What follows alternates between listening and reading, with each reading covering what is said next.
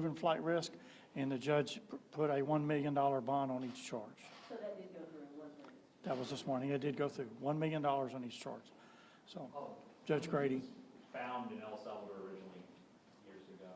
Was he living life as someone on land, or was he? No. He was. It looked like he had a normal life. He had a family. He had two kids. He'd raised.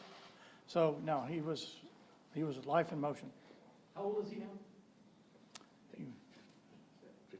57, I think, late 50s. Yeah. What is it? 56. Thank you, Mr.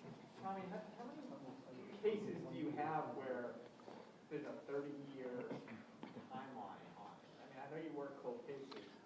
Well, the oldest one I'm actively working right now is 1986. So I have a number of them in the 80s and 90s, a couple that I'm working. And we have some more fugitive cases that are similar to this that we're just looking at fugitives, same thing, so. Would you call this a fugitive cold case kind of, or it wasn't necessarily cold because you knew who? Well, yeah, I mean, but it was old and it could have fallen by the wayside like a lot of, unfortunately, cases do. So we try not to do that. It does happen.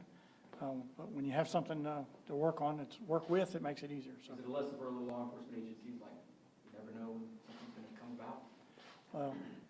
Yeah, you never know, yeah. How many cold cases you think you have still? Well, we got tons of them, but I'm actively working right now, probably 8 or 10, something like that. In the same range of years, so 30 years? No, some of them aren't that old, from the mid-'80s to, I think the newest one I'm working is 07. Sheriff, I know the DA's not here right now, but do you know of any type of timeline on when you may see this actually get into the courtroom? No, I don't. And actually, I had a discussion with Jack Rohde probably 20 minutes ago on this case. And they are going to work on this, trying to get it to court swiftly as they can. The young lady's been waiting over 30 years to see justice, and I appreciate his diligence to make that happen.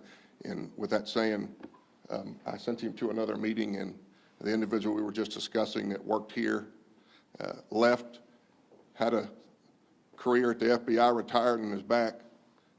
He stepped in right now. I'm going to ask that he doesn't answer any questions. That was part of my discussion with, he may be sitting on the stand because he was a sheriff deputy back 30-odd years ago on the scene. So statement may be needed in court, not here. Even if just about to just say how he feels about it, that there's somebody in custody? Want to talk to that? It's up to you.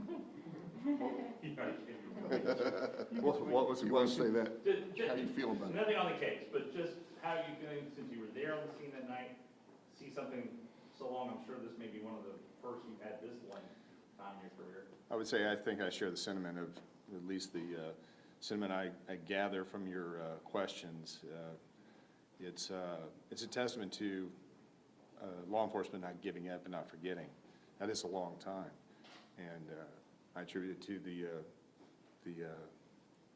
lieutenant here working that case. But it's amazing that we can bring somebody to justice after all those years.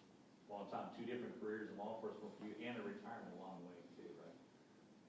Yes.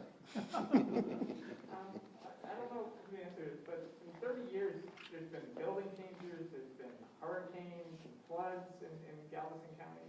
Has all the physical evidence been preserved for this case? Yes. Yes, sir. That's part of our job, is trying to preserve all physical evidence. We have a very large evidence room back there. Actually, it's multiple tiers to get stuff off the ground.